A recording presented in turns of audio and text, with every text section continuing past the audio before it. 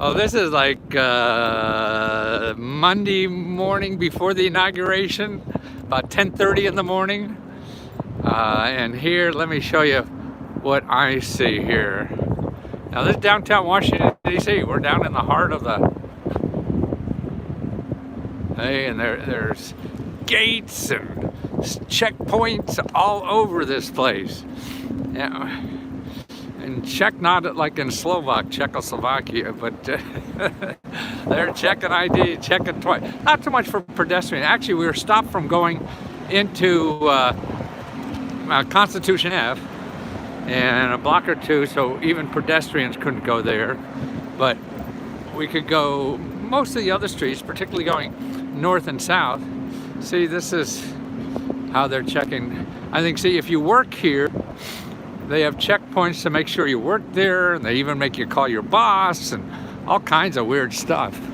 So that's the lady lets me live with her in front. We're out for oh, and there's some nice new big trucks. How do you like that? Big trucks. Yeah, they're blocked off all over.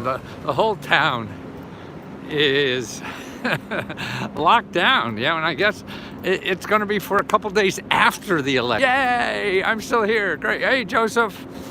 Hey, are you locked down up in Harrisburg? Is it like this? I mean, this is downtown. Yeah, what is there? 600,000 people here? A million? Something like that. I don't know if you're locked down, but we certainly are.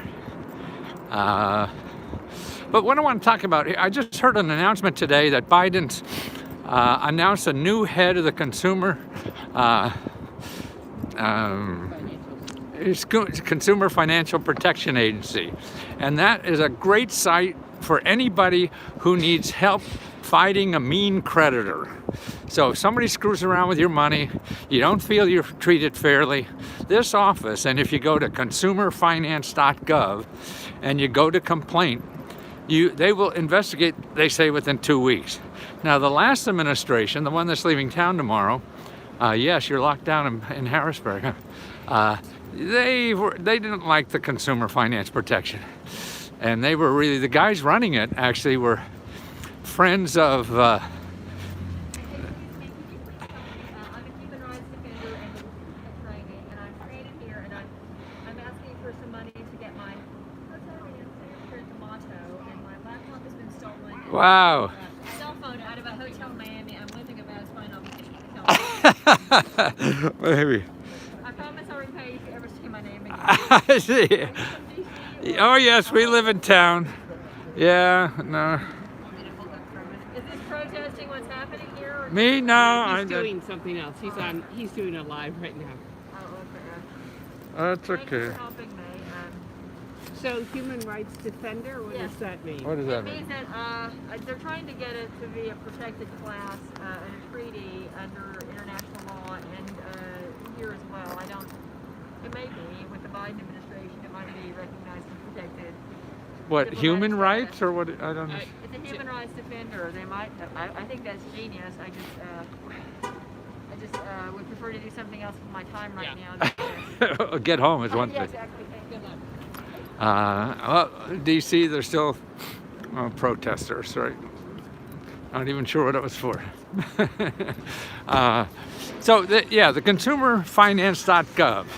You know, this is something you should always have. Again, the last administration, the people who charge 500% when you get a loan, what do you call it, payday loan people, they were all friends that were running this consumer agency. They're all friends of payday loan people, that charge outrageous fees. So they really, they did most of a job. But now I think it'll just be more activists for helping people in financial trouble, because that's what it is. I mean, to me, you don't stand a chance dealing with these big banks, big credit card companies, all these people in the financial services industry that are the most profitable business industry in the United States. And they make you sign 15 pages of something you never read and then take you to court. So I think the little guy certainly needs some help against these people, and that's what they are. And they help everybody, rich, poor, doesn't matter what income.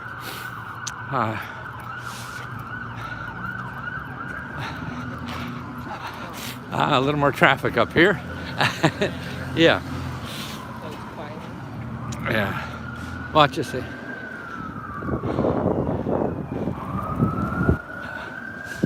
So that's why put this on your Rolodex or your Google Doc or whatever you keep your things on. And that's consumerfinance.gov.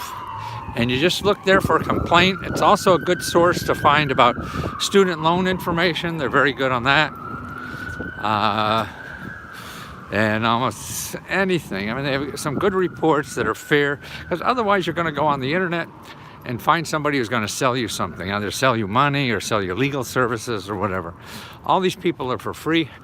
And what's neat about them, I mean, I believe they're more powerful than any lawyer that you could get, because the government could put any of these banks out of business. So they're more afraid of the government than they are of any lawyer you'll hire or whatever. So if the government comes knocking on their door to find out, see, and they have to investigate even if you're wrong. So you're going to get, let's get back. You're going to get, the government to contact and say, hey, what'd you do with Harry? He's a nice guy. Did you screw him over? So these big organizations, it may cost them $5,000 to talk to them. These big bureaucracies, it takes so much really time and energy and money to talk to another big bureaucracy. So it's cheaper to pay you off. They owe you $1,000 or whatever it is, than to deal with a big bureaucracy like the government. And what's neat too is that the consumer finance said they'll answer. They'll investigate within 2 weeks. 2 weeks, 14 days, man. You try to get your lawyer to do something that quickly. That's pretty hard, because he's charging by the hour, or she. Here's you see, all this is closed down up here. Lots of boarded up everything. This is like Saigon, except with the sandbags and turrets. That's what I remember most about it. So I just want to give you a little heads up, show you what's going on in the city. And I'll do some other videos, I think, later today. A lot of stuff is coming up, particularly on the EIDL. If you go and apply to the EIDL now and hit the apply button, and that's you'll see a notice that will pop up that say the new grant is not available yet. So that's what you want to see. You want to apply to the new grant. The old EIDL, they still have money in that, but you don't want to apply to that. You want to get the new one, because that's a $10,000 grant. You want to get that as soon as you can. So you keep going to the SBA website, go to EIDL, and as soon as you see apply to the EIDL button, you click that. Because otherwise, until you click that, all you're going to see is that they don't have a grant.